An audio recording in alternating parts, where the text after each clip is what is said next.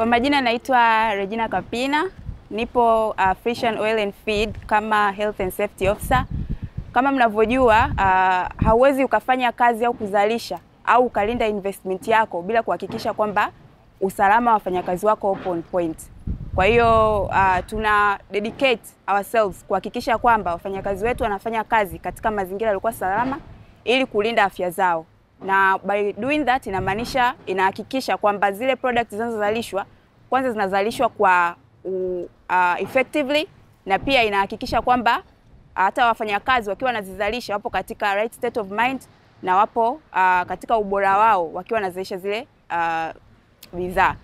Kwa hiyo tunahakikisha kwamba they are safe ili wakiwa wanafanya production iweze kuwa most effective na waweze wakafanya kazi kwa ufanisi ambao upo katika almost 100%. So tuna provide na vifaa vyote ambavyo wanahitaji ili kufanya kazi zao na kuhakikisha kwamba anything au any concern wanayopata katika mazingira yao kazi yapo sawa. Na kwa department kama hii inahakikisha pia mazingira ya kazi yapo salama kwa wafanyakazi ili kuhakikisha kwamba hata wao wenyewe wakiwa wanafanya uzalishaji kila kitu kinakuwa sawa na product pia zinaweza kuwa katika ubora ambao ule ulikuwa unatakiwa ufikiwe. Na pia tuna mafunzo ya kila mwezi na pia kila wiki na tuna emergency drills ili kuhakikisha kwamba endapo emergency yoyote imetokea tunajua jinsi gani tunaweza coordinate ili kuweza kuzuia hiyo emergency isiweze ikaleta ajali kubwa katika maeneo ya kazi.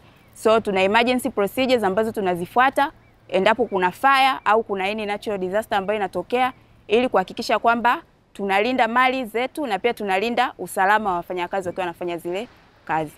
Kwa hiyo hizo drills zinakuwa conducted na zipo scheduled na tunazifanya ili kuhakikisha kwamba usalama unazingatiwa muda wote wa production wakati tunakuwa unaendelea.